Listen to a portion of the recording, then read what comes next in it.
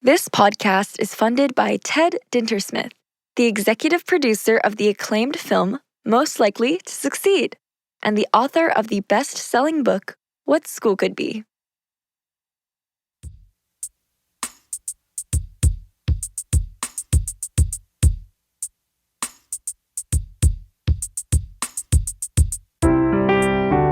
Hey everyone, welcome to the What School Could Be podcast. I'm your host, Josh Rappoon. Before we start the show, please check out all the resources at whatschoolcouldbe.org and our global online community.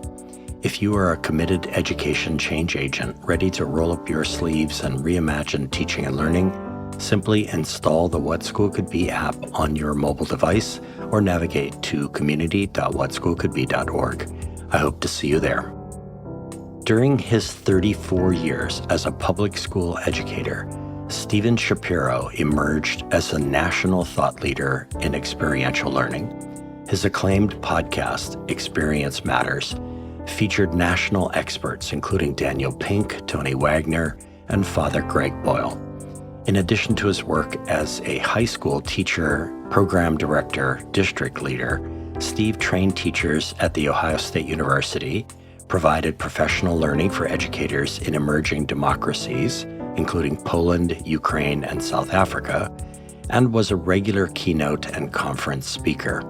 At all stages of his career, he has been committed to designing powerful experiential learning opportunities that transform the lives of students and teachers alike. Steve's most important work, however, was partnering with his wife, Susan, to raise their 3, now adult, children. Nancy Rapport spent the majority of her 34-year public education career as a school counselor, supporting students and parents in navigating the challenging, quote, middle years. Her leadership roles in professional development and crisis management showcased her ability to identify needs, empathize with various stakeholders, and deliver results. As a certified Hudson Institute coach, Nancy has extensive training in coaching and human development. She leads courses on learner mindset and question thinking for the Inquiry Institute, helping adults pursue a life of curiosity, inquiry, and possibility. Nancy brings a wealth of experience in both child and adult learning to her role as co-founder with Steve, her brother, of Our Family Culture. Most importantly, she is the proud parent of 2 adult children, Emily and Jacob. Dr. Michelle Pledger is the founder of Living for Liberation and director of Liberation at the High Tech High Graduate School of Education, where she leads work at the intersection of equity, community, and student-centered learning. A nationally recognized educator, author, and freedom facilitator, Michelle has spent her career helping schools and systems reimagine learning as a liberatory act. She also serves on the advisory board for Our Family Culture and knows Steve and Nancy well. She wrote the following just for this episode. Quote, Steve Shapiro is one of the most humble, helpful, human-centered people I have ever met. We first met during a podcast interview and became instant friends. He speaks truth in love and is intentional in his actions. More importantly, he has a heart for young people and their families. And all of that goodness must run in the family because his sister, Nancy, is a treasure trove of empathy, humor, and patience. And I trust anyone who is willing to karaoke with me, no questions asked. I'm thrilled that the What School Could Be community will benefit from Steve and Nancy's lived experience as educators, parents, and co-founders of Our Family Culture, end quote. And now, here's my conversation with Steve Shapiro and Nancy Rapport.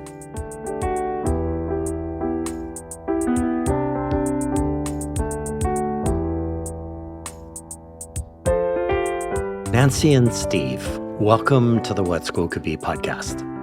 Josh, it's such a pleasure to be here. Thanks so much for having us, Josh. We're happy to be here.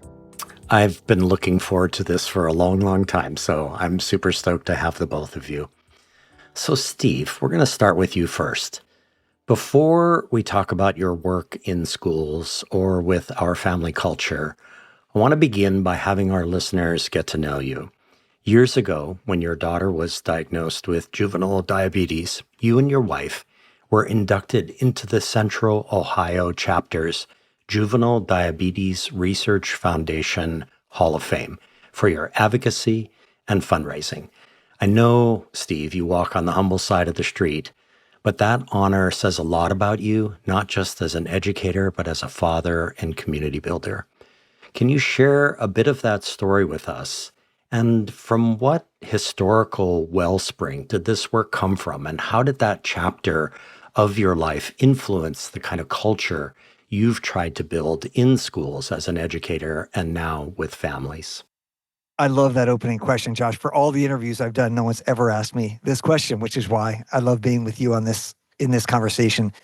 When our daughter was diagnosed, she had just turned 4 years old, and we didn't know anything about diabetes, and we were just thrown. My wife and I were completely set back because this was not what we expected. We thought we had this healthy, happy, well-adjusted kid, and suddenly we're having to test her blood sugar multiple times a day, pricking her with needles and injecting her with insulin, and it was scary and it was complicated. But one of the things that we decided at that time, Susan and I together, is that we were not going to be victims to this disease. And we wanted to teach our kids that when something bad happens to you, you don't roll over, but you take affirmative and strong action to try to make things better. And so we immediately thought, how do we help work towards a cure for this disease? This is our responsibility to help our daughter have a better and healthier life. And we built a huge community of friends, neighbors, coworkers who all worked together on this fundraising effort to raise money for the JDRF. At that time, it was called the Juvenile Diabetes Research Foundation. Right. And, our first year we set a goal of $10,000, which was crazy, and we raised close to 20. And within a couple of years, we were raising 30 and 40,000. The people who were involved, we had 100 people show up with our family to walk. We had people, my father-in-law, who was an auto worker at General Motors in Lordstown, Youngstown, had people in the plant donating. Wow. And it was very powerful because what we were showing our kids was this is what it means to build community, and this is what it means to take action when you need to make a change in the world, or when you need to, when you get struck with something hard, how do you bounce back? And for me, that community that we built there is the exact kind of community that I wanted to build in my classroom and with my students, was a place where we all take care of each other, where we all support each other, where when someone gets hit hard with something, we all show up for each other. And so it was a really, I think it all emanated from things my dad taught us when we were kids, but it was a very powerful lesson for our family about what it looks like to be a team. Steve, I know it's difficult to ask someone to explain someone else's feelings, but I wonder how your daughter was feeling as all of this was unfolding. It must have been, this is a Herculean effort that's going on across a pretty large community. How do you think she was feeling? Well, I think it's interesting because when she was diagnosed, this is a hit. And suddenly I can't eat these sweet foods and I have to get shots all the time and I have to go through all of this hardship. Yeah. But I think the diabetes was sort of something where she could feel like I'm special today. Like people are working on my behalf. And it was, in a way, it sort of turned what was an unpleasant and unhappy situation into at least a moment of empowerment and joy and recognition. And so I think it was for her, she loved the walk day because everyone was coming together in support of her. And that was a very special experience for her. Wow.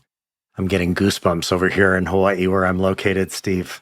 What a community effort. Can I just add one quick thing? I would say, when I think back on that time, Rachel was so shy and timid around others. And I think the experience she had with the community coming in and supporting her and lifting her up really helped her to break out of a bit of a shell that she was in. Yeah. So there was a little bit of a gift that came with that. Yeah. Wow, that's awesome. So, Nancy, I'm going to come to you. A 2016 profile of you in Legacy, a publication of the Ohio State University Comprehensive Cancer Center, James Cancer Hospital, described how you approached participating in Pelotonia, a multi-day long-distance bike ride to raise money for cancer treatment. I'm going to read a quote by you from that article. So, quote, "The way I justify it is that you don't get a chance to train when you get hit with a cancer diagnosis. You don't get a chance to prepare and get yourself ready. You just have to get tough, be strong, and go," end quote. So this quote really got to me, Nancy, because it feels like my life is split between training for hard challenges that I know about and trying to walk gracefully through rough moments I did not see coming. So when you think about everything you've carried, everything that you've built, Nancy, what does this quote mean to you now in this chapter of your life and work, especially as you navigate with Steve startup culture? Oh my goodness, that is a big question, and it makes me think about a lot of different things. But I will say, I think it's great that we started with the story of Rachel's team. Hmm. And when I decided to ride Pelotonia, and it's a tremendous bike experience in Columbus, Ohio, Yeah. that has raised millions and millions of dollars for cancer research. The first time I ever rode, what that quote referred to is the first time I ever rode, I decided to ride about a week before, Yeah. and I didn't have a bike. I literally found a bike to borrow the night before the ride, and I rode 50 miles. And like you say, you can train for some hardships, and for others you can't. And when you Yeah. get hit with a cancer diagnosis, it's go time. You just have to buckle up and go. And so I think that that has carried through my life with all kinds of hardships. I think you'll find that to be a bit of a theme of Hmm. my story. But Stephen credited the teaching of our father to tackle hardships and to approach them and embrace them and make good from them. And that's exactly what I did in that case and in many other cases of hardship. It's a little bit harder with the ones that you don't see coming, and those take sometimes a little bit more time to digest and Yeah. recognize. But yeah, we are a family that rolls up our sleeves and tackles things. And I can imagine, Nancy, that now, I mean, we'll get into our family culture soon, but now in startup culture, which by definition is you can't see it coming before it arrives, I can imagine that really there is a wellspring, right? There's a wellspring that you draw from these experiences that allow you to identify what's coming at you, to breathe, to prepare yourself, and then to figure out what let's go actually means in any particular situation. Is that a fair way of looking at it?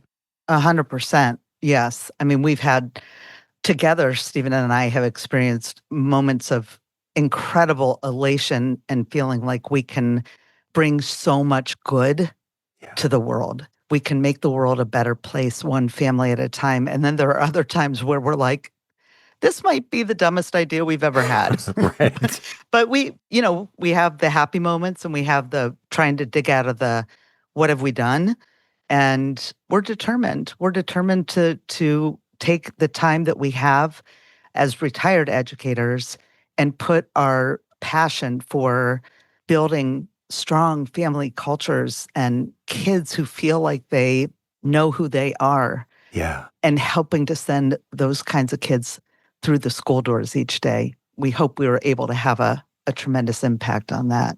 Yeah, I feel like both individuals and also families experience what we've been talking about for the last couple of minutes, which is how do we know when these challenges are really significant, and how do we react to them, and how do we move through them, and how do we identify things that actually, yeah, we can put that off to the side. That's not as significant as we thought it was. I just think that this is part of what you're working on, and we'll talk about that soon. So that's awesome. So Steve, that moment when guests do a shout out to that someone upon whose shoulders they stand typically comes at the end of the interview. But today, your shout out comes here at the beginning.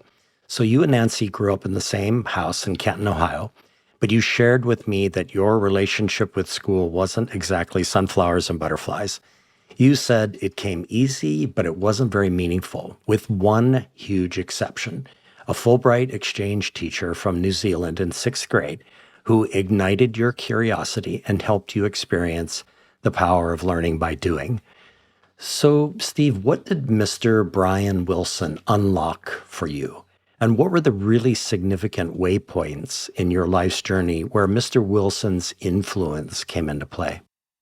Well, it was quite a surprise to me when I showed up for my first day of sixth grade and found out that my regularly scheduled teacher had gone to Auckland, New Zealand, and this quirky Kiwi was in front of my class with this beautiful accent and this sparkle in his eye. And the year, in a way, it felt like a whole different thing. Like school was one thing. We went through our math program, we went through our reading program. We did those things, and that was fine.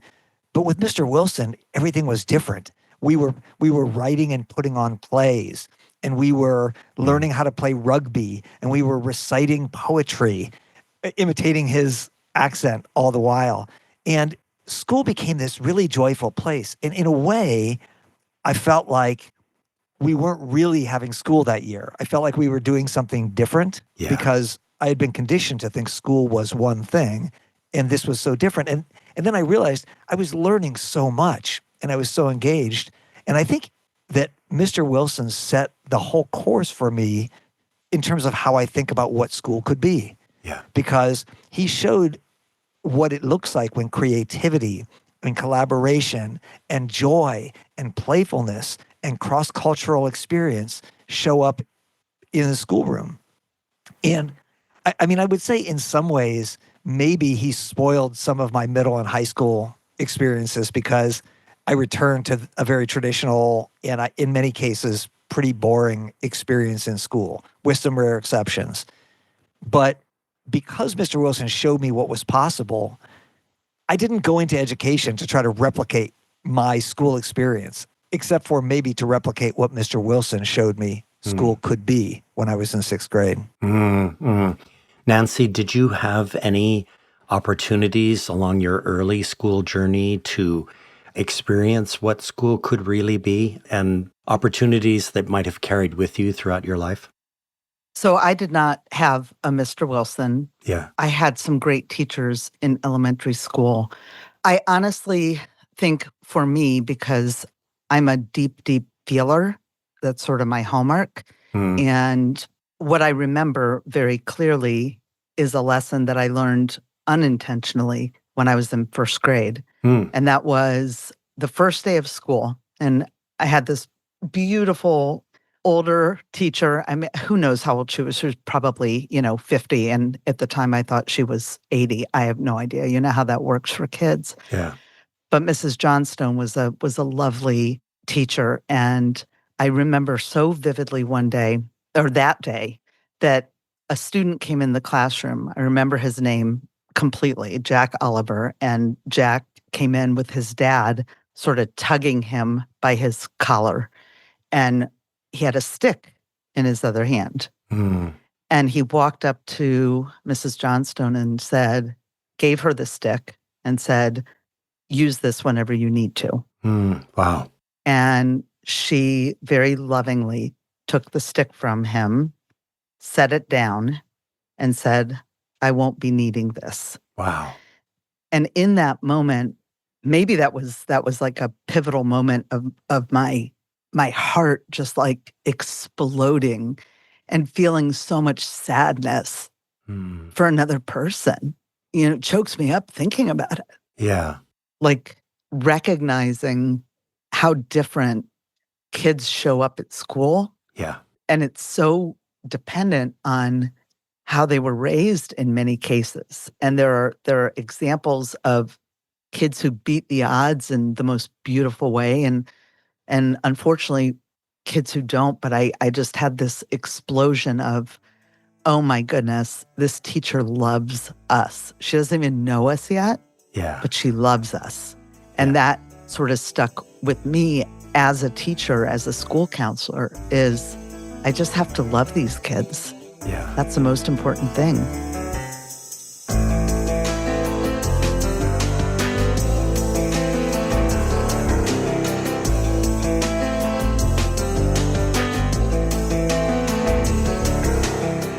Steve, it sounds to me like Brian Wilson understood that intuitively, that all kids show up very different each day when they arrive at this thing that we call school, right? I mean, it sounds to me like he knew that, and that's part of what made him special, right? 100%. He was so child-centered. He was a progressive educator. I thought he was odd because I thought, God, New Zealand must be an amazing place. People are so cool there. And I think that's true. But ultimately, what made him cool was not that he was a Kiwi. Yeah. What made him cool was that he was a progressive educator. And I didn't know that. I didn't know what that was until he showed up. Yeah, that's awesome. So Nancy, I'm going to come back to you. You shared with me a list of books and films that have been influential in your life, including The Blessing of a Skinned Knee. What a great title. How to Raise an Adult, Anatomy of the Spirit, The Race to Nowhere, a film, and John Irving's A Prayer for Owen Meany. Here's how Goodreads summarizes Irving's novel, and I quote, 11-year-old Owen Meany, playing in a Little League baseball game in Gravesend, New Hampshire, hits a foul ball and kills his best friend's mother. Owen doesn't believe in accidents. He believes he is God's instrument. What happens to Owen after that 1953 foul ball is both extraordinary and terrifying. At moments, a comic, self-deluded victim, but in the end, the principal tragic actor in a divine plan. Owen Meany is the most heartbreaking hero John Irving has yet created, end quote. So Nancy, you are a fan of the following quote from Mary Lee Adams, which is, quote, "We think in questions, and the quality of the questions we ask ourselves impacts everything," end quote. How does this list of books and films, including Owen Meany, capture the big, beautiful questions that you, Nancy, have walked with on your life's voyage and continue to walk with today? Wow, you pulled it all together there, Josh. That quote, Owen doesn't believe in accidents. He believes he's God's instrument. Yeah. It's just so incredible to me. And his character is unforgettable. Yeah. I mean, he truly believed that every experience is predetermined. And so, like, with complete certainty, he believed that he knew the date of his own death because he had had a vision of his tombstone with his name and his date of death on it. Yeah. And he had that vision when he was in this little play. I will say, I think Owen Meany has a much deeper faith than I do, without question. I'm a much more spiritual person, but I do believe that there is meaning to be found in every experience that we have, whether it's predetermined like he thought or not. And so when I consider that list of books and the documentary I shared with you, Josh, the common thread that runs through all of them is this idea of how we approach hardship and the importance of awareness in those moments of kind of knowing how to manage the hardship and being mindful and choosing how you want to handle it. And that's kind of been a running narrative in my life and in the work I did in schools. So I work extremely hard to change the questions I ask myself when I run into questions. And, you mentioned the breast cancer diagnosis. Yeah. When I was 32 years old, my daughter was 6 years old, and my son, who had literally 3 weeks earlier been diagnosed with autism. So that's what I thought I was about to tackle. My son was 3 years old. And it was toward the end of a school year. It was my first round of working with this group of students as their counselor for all 3 years of middle school. And it was this incredible group of kids and families.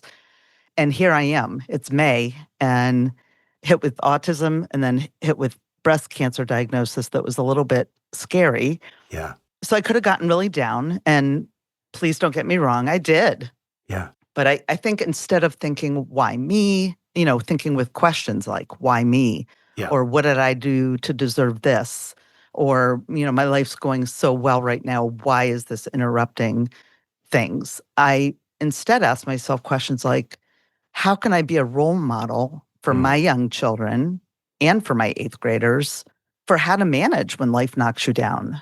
Right. And that was a case where I really chose intentionally to be curious and positive and to demonstrate the possibility of taking something really scary and managing it with grace and dignity. So, when you ask what kind of questions do I walk with on this journey? I mean, there are many, but frequently the questions I ask myself sound like, what stories am I telling myself about what happened? Yeah. Because, life is, it's all about story, and we create a lot of the narrative, and sometimes we choose to create a pretty ugly narrative, and we have the choice to change that narrative.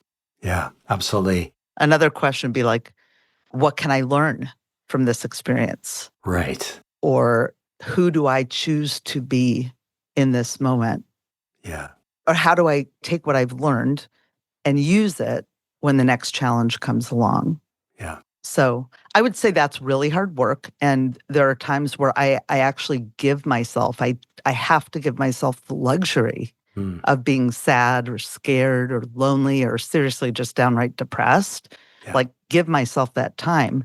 But I know with a kind of Owen Meany certainty that everything that comes our way in life kind of comes with a gift, with some learning and growing. And even though it's sometimes hard to dig through some of the muck and find that gift, it's always there. Yeah, absolutely.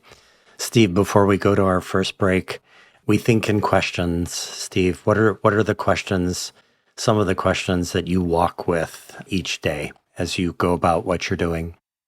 Well, I think there's a question that's always in my mind, which is, how can I make the world a better place? Yeah. What can I contribute? What do I have to offer to others?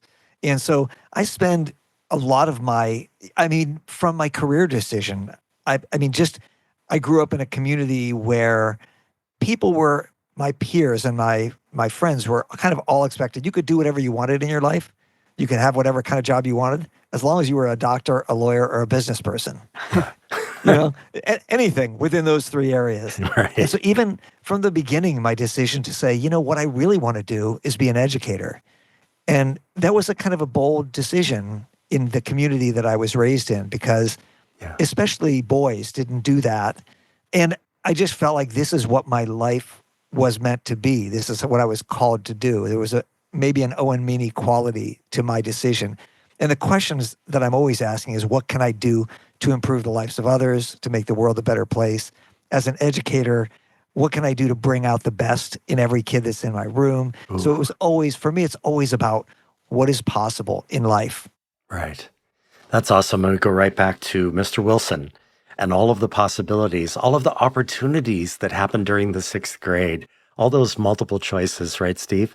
And you had all of these multiplicities of moments where you could engage with these kinds of questions. That's just super cool. And I'm going to just say it right here, Nancy and Steve, what a privilege to talk to you today.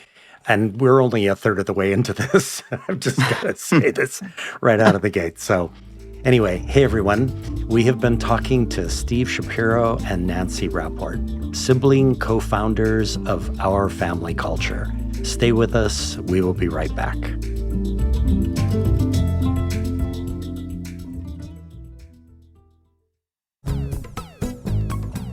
Hi, this is Greg Bear, along with Ryan Rudzeski, and we're the co-hosts of the Remaking Tomorrow podcast, a series of conversations about the future of learning. We encourage you to find and listen to the Remaking Tomorrow podcast wherever you listen to your pods.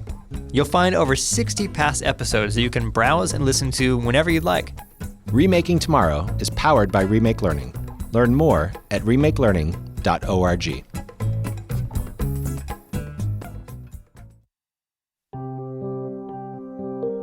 Do you believe there's a better way for individuals to learn and fulfill their human potential than in traditional schools?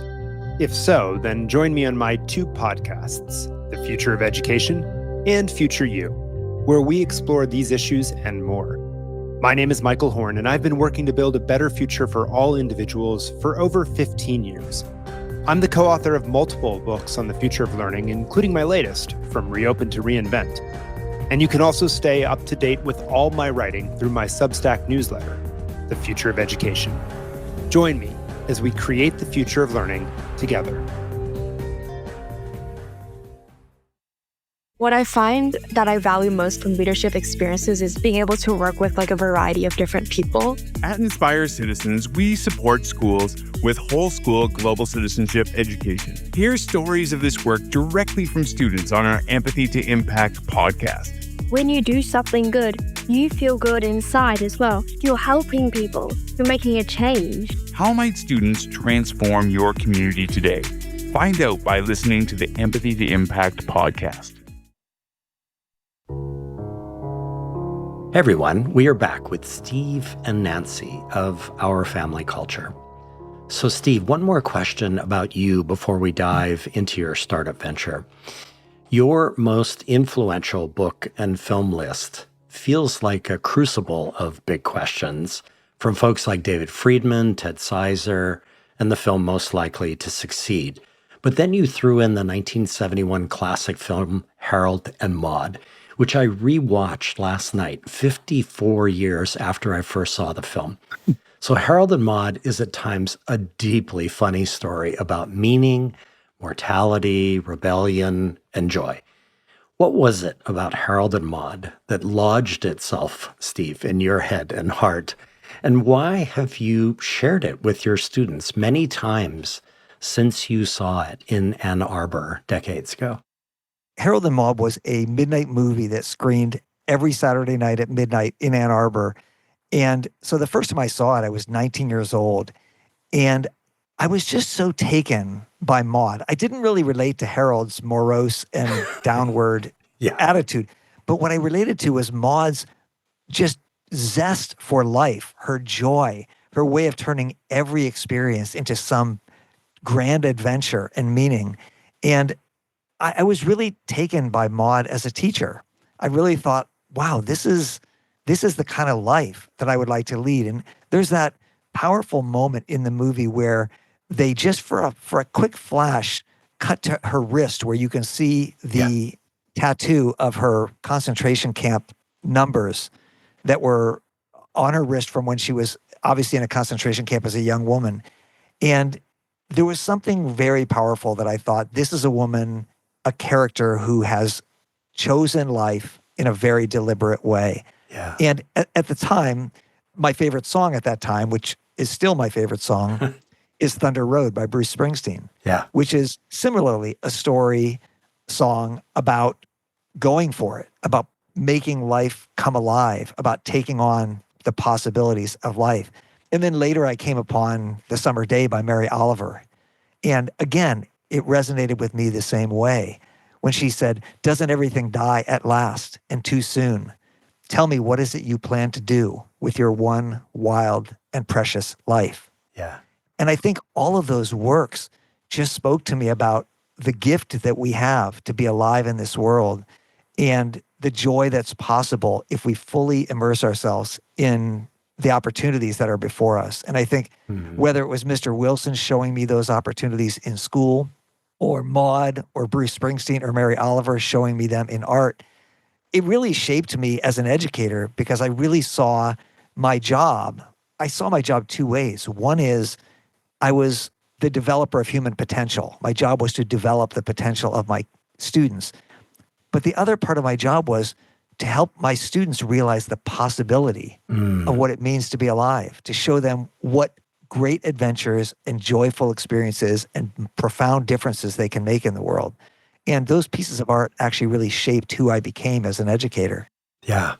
Oh, I love that, Steve. It was so funny when I was watching the film, and even thinking back to Mr. Wilson, who's making quite an appearance in this conversation. This is great. He was special. He was special. I sort of started to realize, Steve, that my life as an educator kind of is the story of moving from morose Harold to more eccentric Maude.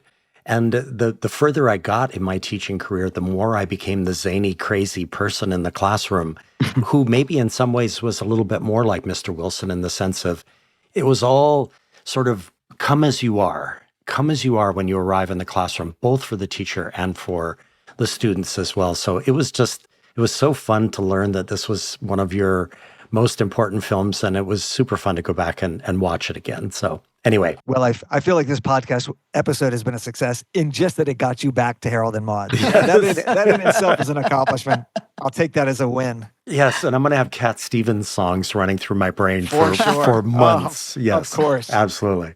Okay, so listeners, if you want to know everything about our family culture, dive into ourfamilyculture.org. Today, I want to approach this via a more philosophical set of doors, if you will. So Nancy, you get to go first on this. So after decades of service in public schools, from which both you and Steve could have retired, you and your brother co-founded Our Family Culture.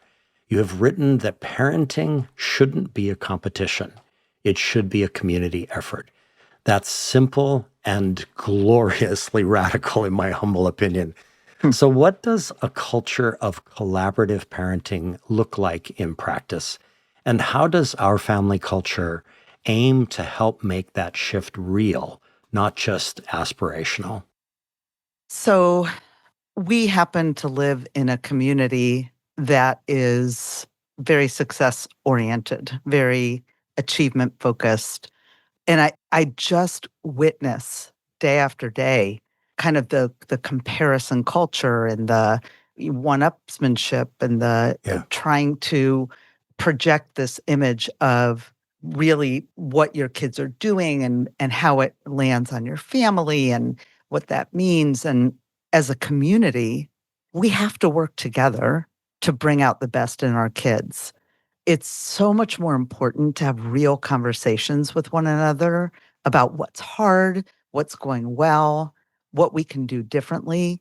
And so with Our Family Culture, what Stephen and I really, our big dream, our big hope is that not only can this impact families, like one family at a time, but our hope is that people will choose to do this as part of their book group or their friend group or their larger community, the people that they spend time with, because it will change the depth and the narrative of the types of conversations that people have about their children. And so as an example, you might, instead of asking, the question, how's such and such doing in that AP class, it might be, what's the biggest challenge your child has had this year? And how did you help him through it? Right.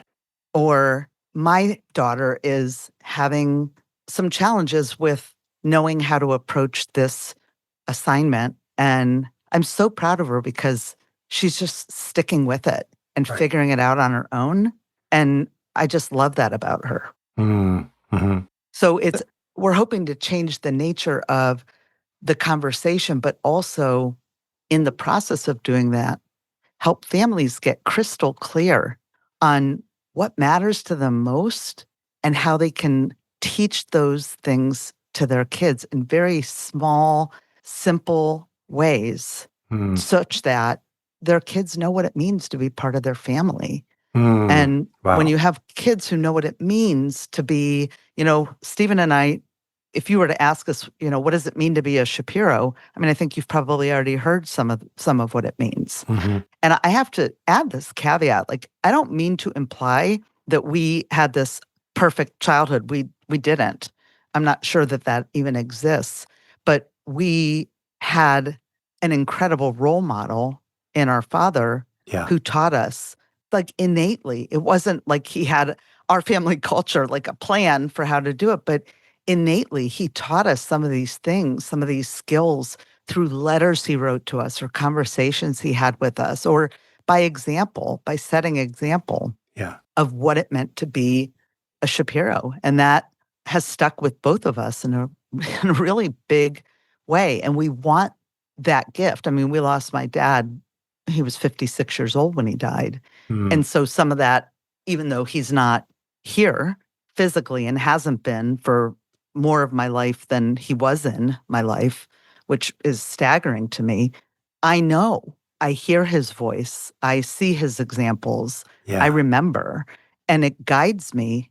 And so we are setting out just to figure out how to help families do that kind of work, but intentionally and really purposefully in a world that is really fighting for kids' attention Yeah. in maybe not so positive ways, I'll just say. Right. So, Steve, I want to come at what Nancy was saying from a different direction. In Roman Krasnarik's book, The Good Ancestor, he writes about cathedral thinking, meaning laying the foundation for something you may never see completed. In my intake form, you named our family culture as that kind of work, cathedral work. You even said it's part of your father's legacy, as Nancy was just talking about, and that it wouldn't exist without him. So what cornerstones, Steve, are you laying with our family culture? And when you imagine generations of families living in that future, our family culture cathedral, if you will, who do you hope they have become? Wow. I think to start with, every person, every couple that has a child has dreams and hopes. They have prayers for what their child will grow up to be. They have aspirations for what they want their family to be like. And then the world happens and it gets crazy and we get busy and things get hectic. And what Nancy and I saw when we saw so many kids struggling and so many parents struggling is that people had really lost course. People didn't have those strong cornerstones. They didn't have strong clarity about what their family was about. And then they just got tossed by the wind. Yeah. That was most families. There were some families that were not so much like that. And those tended to be families that had clarity through some institution. So maybe it was a military family and they had really clear ideas about raising kids who were respectful and honorable and hardworking. Or maybe they were religious families and they had religious values that they were really clear with their kids about. In some cases, they were creative families that were really interested in raising kids who were curious and risk-taking and exploratory and self-expressed. But the healthiest kids we observed were kids who came from families that had clarity about what they were about. And we decided that our mission to help parents raise healthy kids and have strong families is to do this really simple thing, this really self-evident thing, which is to help parents identify what kind of family do we want to be? What kind of kids are we trying to raise? And then once you can identify those things that matter to you, then you can name them, which we help parents do, in behavioral terms. And then you can practice those behaviors over and over again until that language becomes part of your family's vernacular. That's just how those are the things we talk about, and these are the things we do in our family. This is who we are.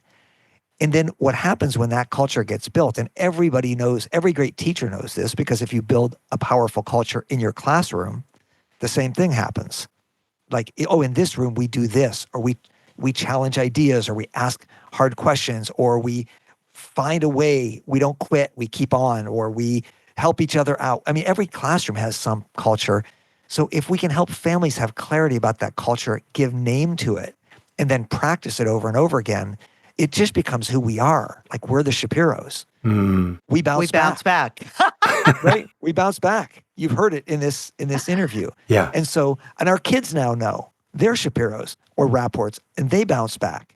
And so the generational legacy, the cathedral building, is to build a family culture that's so clear and so powerful and that's so rooted in shared language that your kids can't help but not only live it out, but raise their kids with those core values as well. And that when you're gone, as our dad is, your legacy lives on. My dad's cathedral is built in these grandchildren who he's never met, but in whose actions and values and deeds he is reflected continuously. And that's what's possible with really intentional parenting.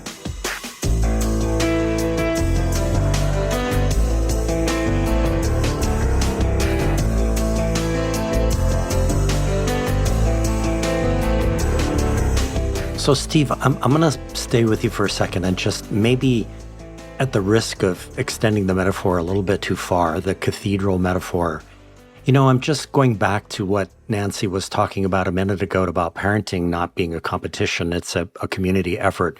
And thinking that if we really look at a cathedral and we go inside the doors of the cathedral, in that cathedral, let's say on a Sunday, there are a multiplicity of families. One family over here might be a military family. One family over here might be an extremely devout Catholic family, for example, or another family over here is that creative family that you were talking about. But ultimately, what's happening in that moment is that they're all coming together for a purpose, which is community, it feels like, and also, of course, faith. And that's not really what we're talking about here, but maybe it is faith in the ideal of the family, which has really been challenged here in the 21st century. So I wonder what you think about that. Are we extending the metaphor too far, or is that really kind of what our family culture is built on?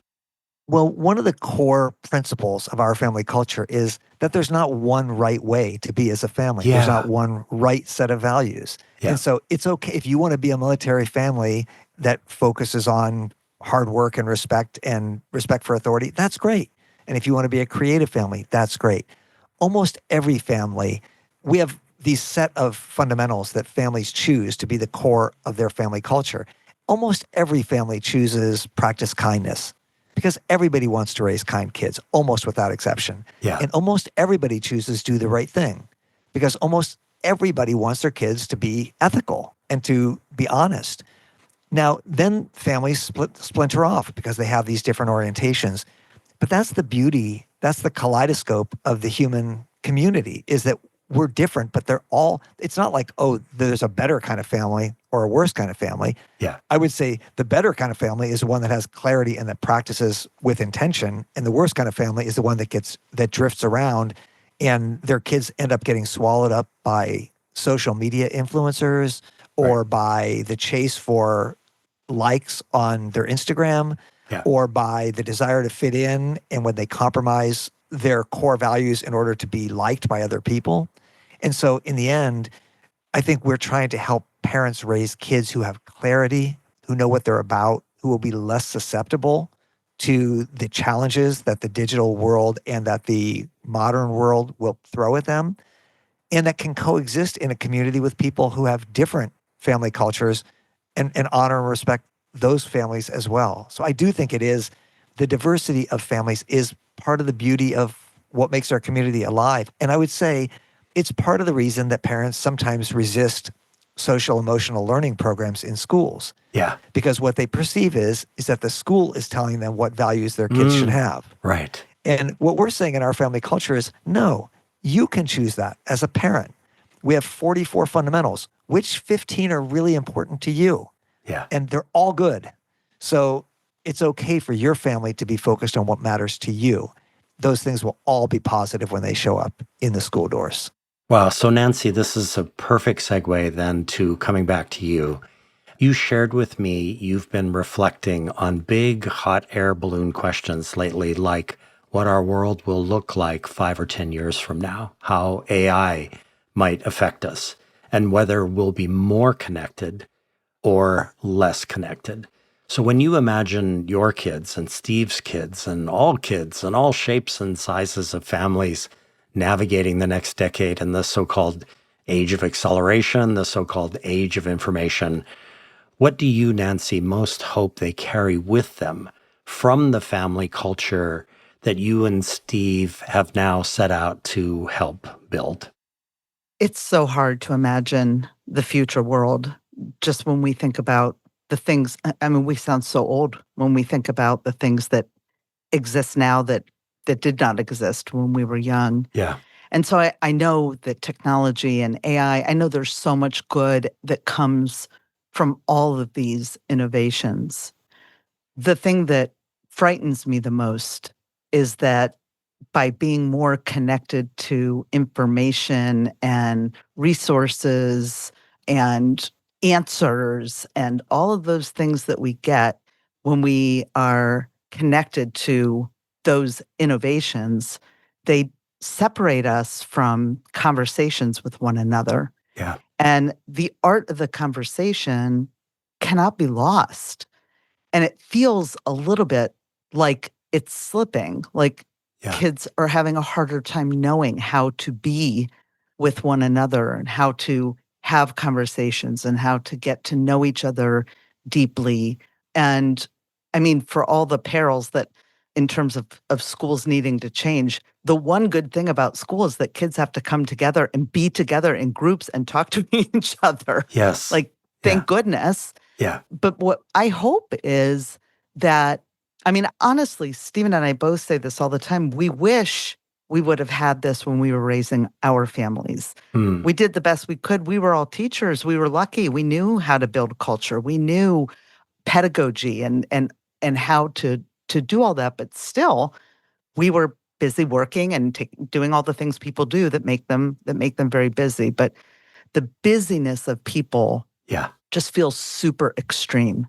And so I think the goal of our family culture is at the very least to make sure that families know who they are, know what behaviors are the most important to them in this world, and can then take what they know and share it out in the world and let that contribute to the goodness instead of focusing on some of the other things that take our minds off of things that scare us and the things that are happening in our world. And so I really hope that at the very least, we have people who are connected with their families and as a result with their friends and their communities.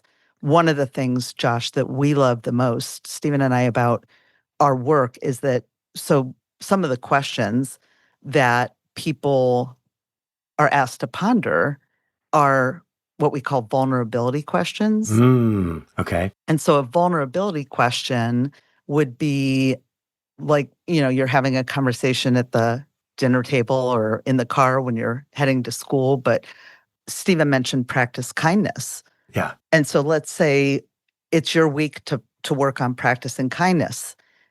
Your question for the day might be for parents to share with their kids, what's something that you remember doing when you were a kid that was not kind? And what do you think about it? How do you imagine it now as an adult? And what do you wish you could go back, if you could go back and redo that moment, what would you do differently? And asking your kids, like, what are some thoughts you have? Like, here's what I did. I still carry that with me. What could I have done differently? Yeah.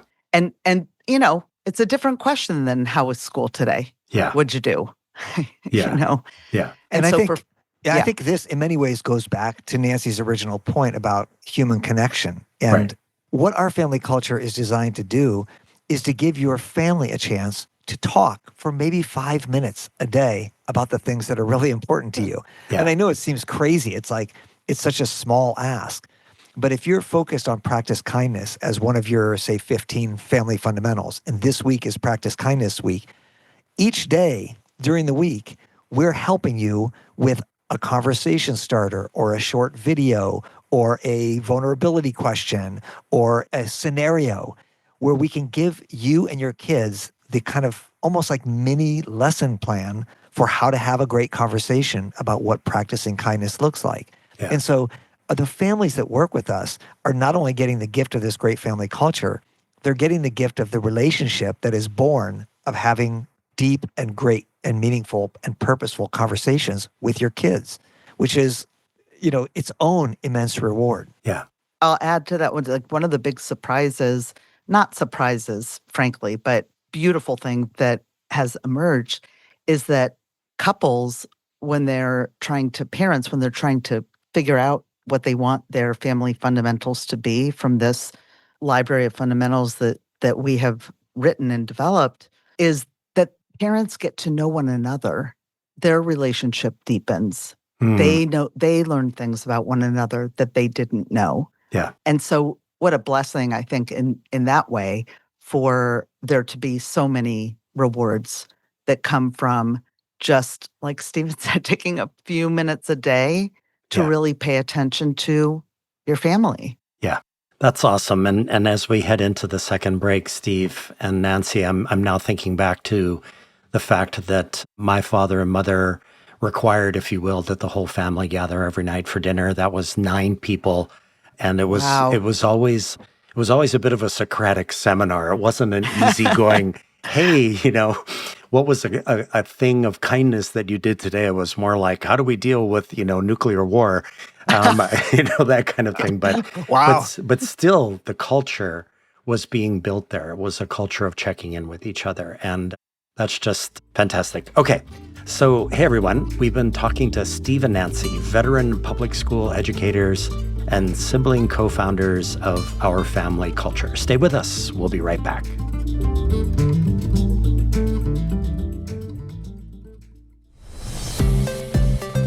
Hi, I'm Ricardo. I'm Mary. And I'm Liz. And we co-host Course Stories, a podcast produced by the Instructional Design and New Media team at Arizona State University. In this podcast, we tell an array of course design stories alongside other ASU online designers and faculty. Join us as we talk to the course design experts about shaping the future of online education. Tune into Course Stories, where innovation meets instruction. Find us wherever you listen to podcasts. Course Stories!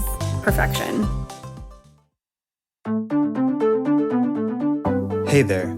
Are you interested in hearing weekly conversations with authors, leaders, and practitioners at the forefront of learning and education innovation? Then you'll love the Getting Smart podcast. This podcast amplifies the incredible work being done by some of the most innovative minds in education. Learn new leadership styles, new technologies, new frameworks and mindsets, and get the fuel you need to stay motivated and curious. Together, we can empower all learners to thrive. It's available at gettingsmart.com or wherever you listen to podcasts. Ever made a tough decision and looked back and wondered, what did I miss? What happened? What could I have done differently? I'm Peter Stievelman, the host of An Imperfect Leader, the Superintendents and Leadership podcast. After nearly 30 years in education, I know that real leadership isn't about perfection. It's about learning from mistakes, embracing growth, and lifting each other up. Join me each week as I talk with leaders who reflect on their challenges, their relationships, and the lessons that made them stronger. Because imperfection, that's where the real learning happens. Listen now on your favorite podcast platform. Hey everyone, we're back with Steve and Nancy.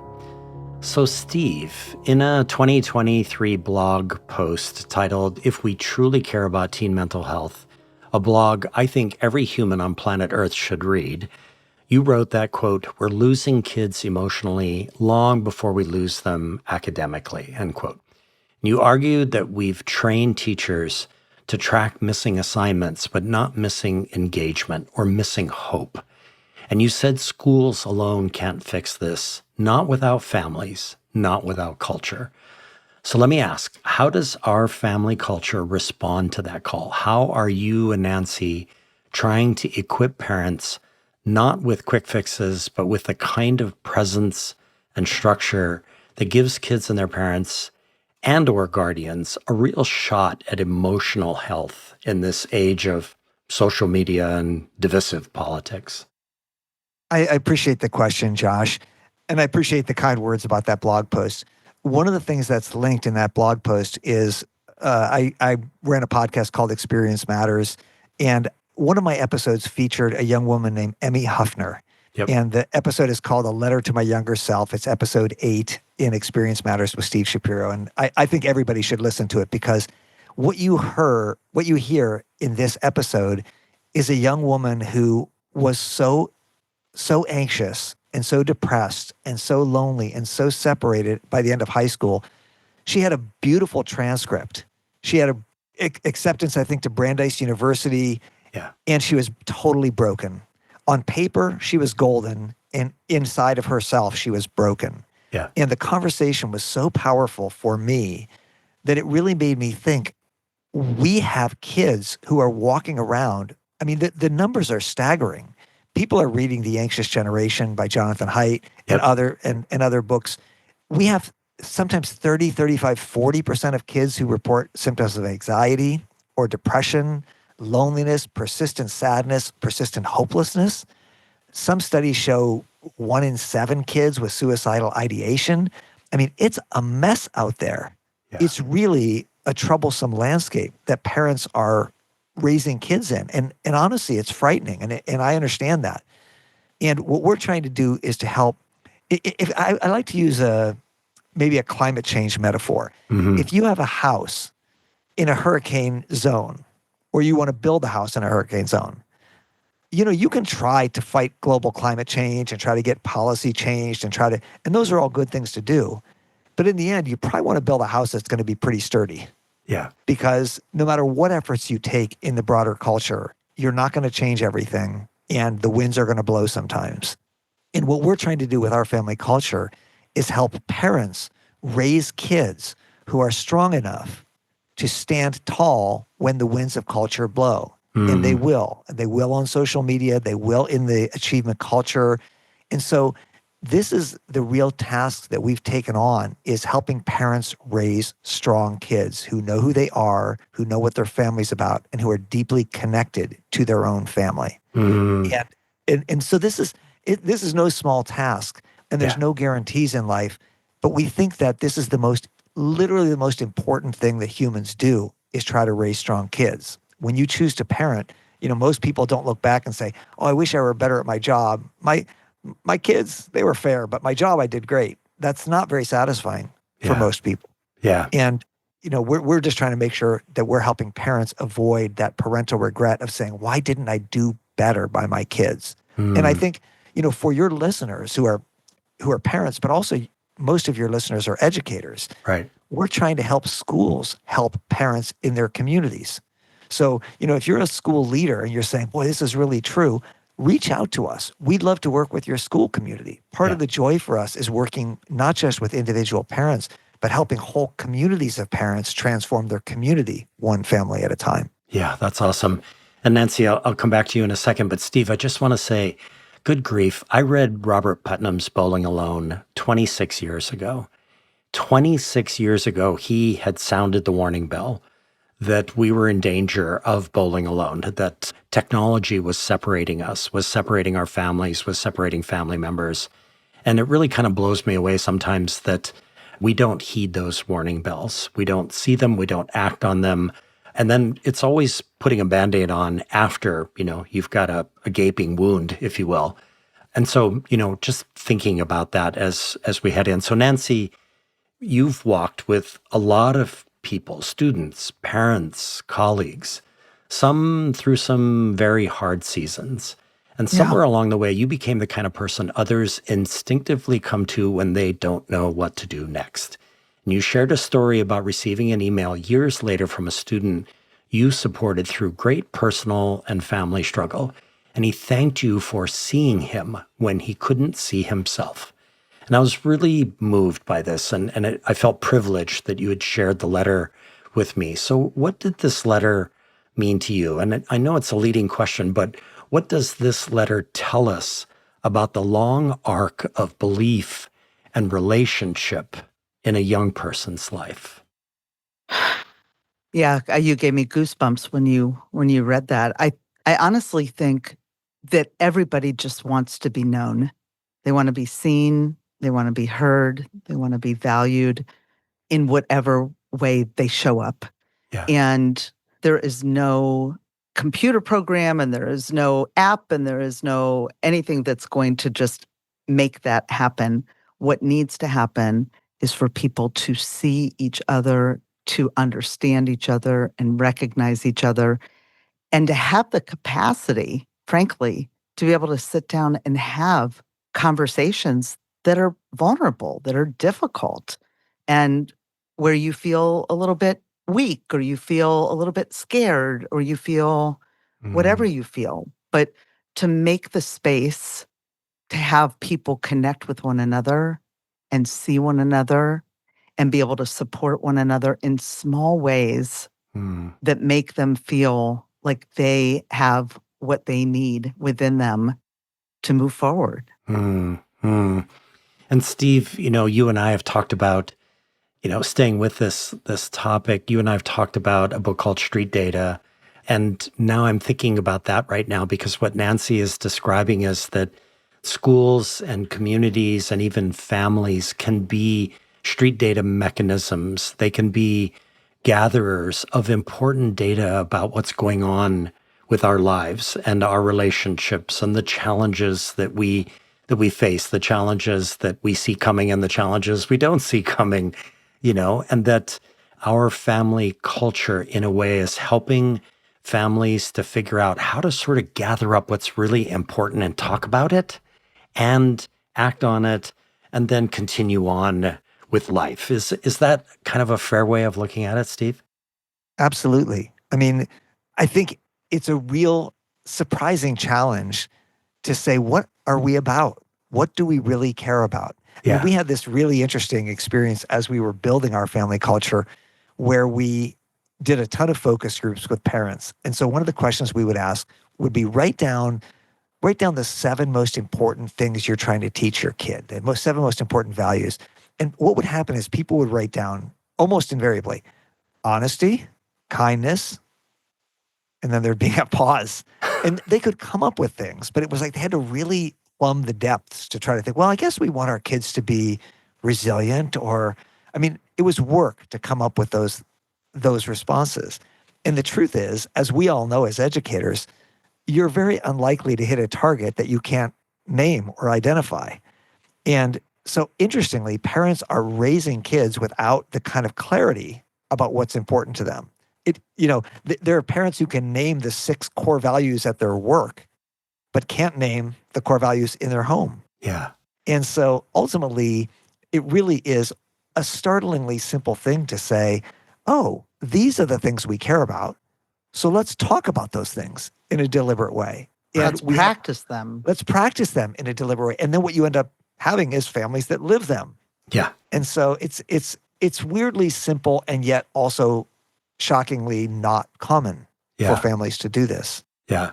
Nancy, it must have been absolutely extraordinary as you were running these focus groups to start to move through what the focus groups were actually revealing to you. Yeah? It was definitely eye-opening. Yeah. In one situation, we had a couple and they wrote their lists separately. And of course, they had a couple things that were the same and the rest were not. And the man said, how could we possibly have the same things on the list? like this, inconceivable. I've got an idea of how that could happen. Yeah. And again, all we're talking about is intentionality with your family. And I think I think everyone out there is doing their very best. When we started doing this work, we started with the premise of, people parent one of 2 ways, either the way they were parented or the exact opposite of how they were parented. Yep. And the truth of the matter is whether you had a good experience with parenting as a child with your parents or a not so good experience, there are things that you bring with you from your lived experience. And how do you want that to show up? And how do you want to talk with your kids about how that shows up?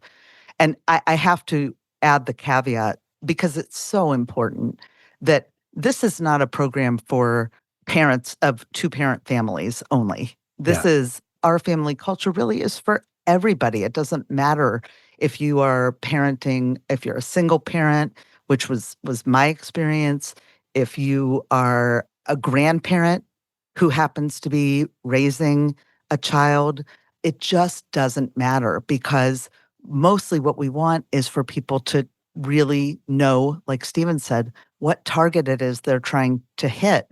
And we don't know what we don't know. Right. Most people just go about and do the best they can with what they know. Yeah. But we want to, this is sort of our passion project in retirement, is how can we help families to identify, to see what they don't see and make it really, really crystal clear, and then do little things each week, week after week, month after month, that are not time consuming, but that reinforce the content, reinforce the concept of what it is they're trying to do as a family. Right. And every family that joins us is just one more block in that cathedral that we're building. Yeah. Yeah, exactly. Wow, brilliant, Nancy. Well played.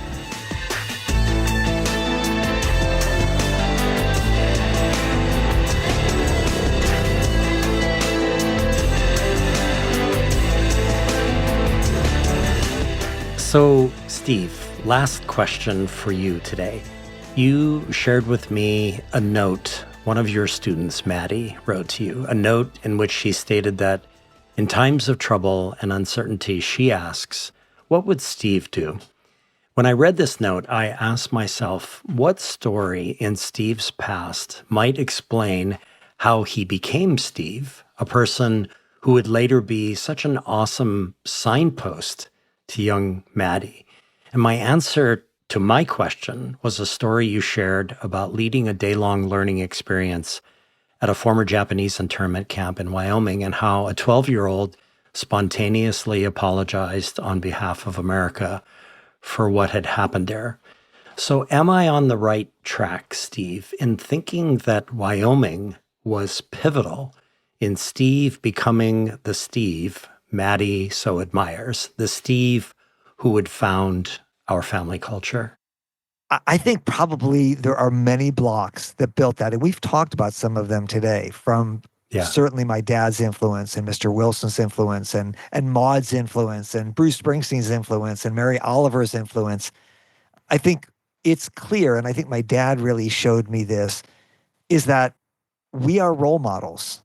How we show up in the world, young people are watching us. Yeah. Our kids are watching us. Our students are watching us. And when Maddie wrote that to me, I thought, this is a big part of my job, is to show Rachel what it looks like when you get diagnosed with diabetes. Yeah. This is what we do. And so it's not just enough to have clarity about what you want, what your values are, but it's important to live them in a way that they can be seen, that they can be visible, that you're modeling them. Mm-hmm. And so I want to tell you one quick story from that Wyoming. I was at Wyoming at Heart Mountain. This was just a year ago. And I was there with a children's author, and the two of us were doing a workshop with a group of middle school kids. And it was at a former Japanese internment camp. It was a pretty intense place. And there was one kid who just seemed like she did not belong. The class was almost entirely white. And then there was this one biracial girl. She had her coat on. She never took her coat off the whole time. She didn't talk to any other kids. She seemed really isolated, and I was worried about her. And at lunchtime, we stayed in the hall. Many of the kids went to explore the museum, but several of the kids stayed in the hall with this children's author and I. And the children's author had some squish balls that the kids could play with while we were doing our workshops. And one of the other kids said, hey, can I get one of these squish balls? And the author said, well, I sell them for $5 each, and the money goes to this cause. And she explained the whole thing. And the girl said, oh, I don't have $5. And then this biracial girl who was sitting by herself said, oh, I have $5. Can I buy one? And the author said, sure, you can buy one. And so the girl came up. It was the first word I heard her speak the whole day. She came up, she bought the cush ball, and as she walked back to her lunch spot, she quietly set the cush ball on the table next to the girl who didn't have the $5 and went back to her seat. And I saw it. I'm glad I saw it. But I thought, wow, like this girl, there's something inside of her. She saw this girl wanted something and didn't have it, and so she bought it for her. She didn't look like a kid who had great means to do that. And I just thought, this is what we want for our kids. This is what we want to teach our kids, to be the person that shows up in a way that just makes our hearts sing, that makes us feel like, wow, this is the human that we raised in this world. And so that time at Wyoming was powerful for me when that happened, because it really reminded me what it really looks like in practice if we raise kids that live out the fundamentals that are core in our family. Yeah. And Steve, that's right back to cathedral building and thinking, 20 years from now that young kid would look back and go, that was an act of kindness that really meant something to me. I'm glad I did that. Right? That's right. Yeah. Yeah. Wow. What a great story. So, Nancy, as you know, I typically end episodes by giving guests the opportunity to shout out to someone upon whose shoulders they stand, that person who mentored, coached, guided, sponsored, or lifted them up. And you named two. So who is Karen Pettis? And in what ways did she keep you grounded? And how do you carry her with you in your proverbial backpack each day?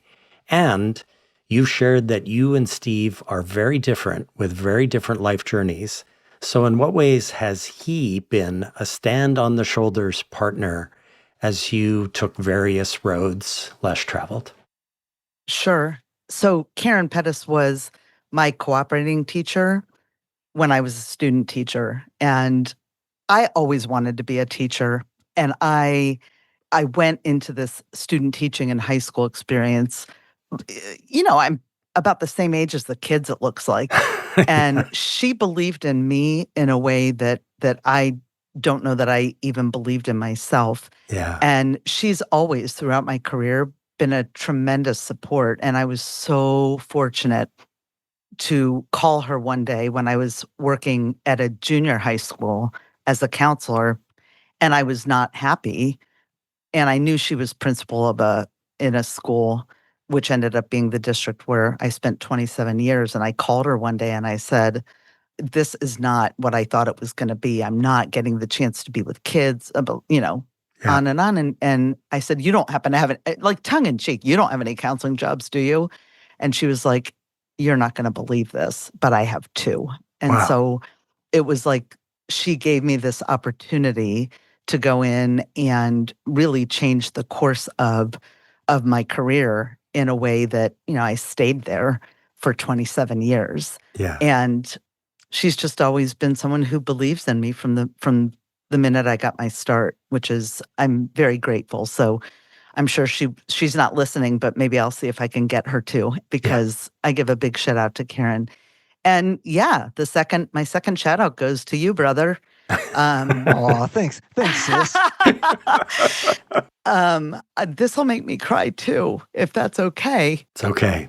Okay, good. That's what I do. But just for being the guy who coached and guided and always has helped me put things in perspective my entire life. I think Maddie might need to get me one of those "What Would Steve Do" bracelets as well. But yeah, go on Amazon. I'm sure they're big sellers. Exactly. But from being his punk kid sister to his friend, and Stephen to being your thought partner and business partner, I would just say that we're pretty lucky that we enjoy each other as much as we do. And, having grown up together, we can make each other laugh with just a word or a gesture or some sort of silly inside joke that we have. And, I'm very grateful to you, brother, and for the opportunities you've helped me figure out in my life. So thank you. Thank you. I love sis. you. I love you too. That's so sweet of you to say. And I would say, it is really special to be part of a close family, to love a sibling. Yep. And not to bring this back to our family culture again, but I just think this is, when I retired, Josh, somebody said to me, what's your proudest accomplishment? And they were waiting for me to talk about something from my school career. And I have a lot of things I was very proud about in my schoolwork. Yeah. And the easy answer for me was, the thing I'm most proud of is that my wife and I raised 3 kids who love each other so much, that are just best friends with each other. Because I know that no matter what happens to us, they will always have each other. And for me to have Nancy to walk beside and to always know she's there, and for she to have me, this is what we're trying to help families do, is raise kids that are so connected and that share so much that they will be there for each other forever. And that's a gift. That is a gift that gives a parent a lot of peace and a lot of hope. So I'm sure my dad, if he's looking down and listening to this from above, is resting peacefully knowing that his kids are with each other and taking care of each other. Yeah, that's awesome. And what we'll do is we'll dedicate this episode to Karen Pettis and Brian Wilson. And we always do that hashtag you rock at the end. And that would be absolutely fantastic, Nancy, if Karen were able to hear this. And so we'll also dedicate this episode to all the families out there that are struggling to be families. And I really appreciate the opportunity today, Nancy and Steve, to be able to talk about this with you. It's just like a super meaningful topic for me. And as we think about what school could be, I think the other question that's on the table is what families could be.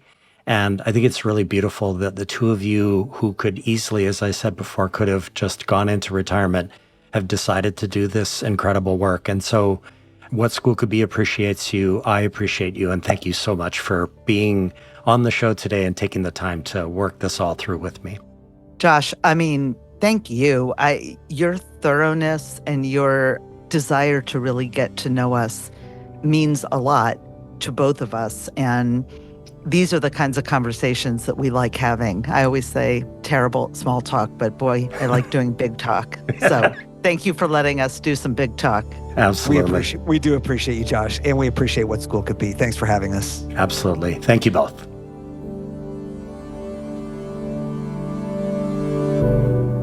Our editor, creative consultant, and sound engineer is the talented Evan Kurohara. Our theme music is created by a remarkable pianist, Michael Sloan. Producer of 12 albums with over 100 songs, Michael Sloan is featured in Apple Music, Spotify, and all major music platforms. You can also find his work on his YouTube channel. Michael has listeners in over 100 countries and 2,000 cities. We'd be grateful if you would support these episodes with leading edge, innovative and imaginative educators and students by giving us your own rating and writing a review wherever you get your podcasts. This series is sponsored by Education Change Agent, Ted Dintersmith, executive producer of the award-winning documentary film, Most Likely to Succeed, and author of the best-selling book, What School Could Be. If you are committed to rolling up your sleeves and joining thousands of educators, business professionals, nonprofit leaders, and parents as we reimagine education to be relevant and learner-centered, please join the What School Could Be global online community. Simply log in to community.whatschoolcouldbe.org or download the What School Could Be app from your favorite app store. The What School Could Be podcast is brought to you by Josh Rappoon Productions. Send your feedback to josh@whatschoolcouldbe.org. Follow the show on Twitter @WSCB Podcast and on LinkedIn @Josh Rappoon. Listeners, one of the most important things we all can do is to bring kindness and compassion into the world. For sure, we need a surplus of both right now. Until next time, ahui ho, and thank you for listening to the What School Could Be podcast.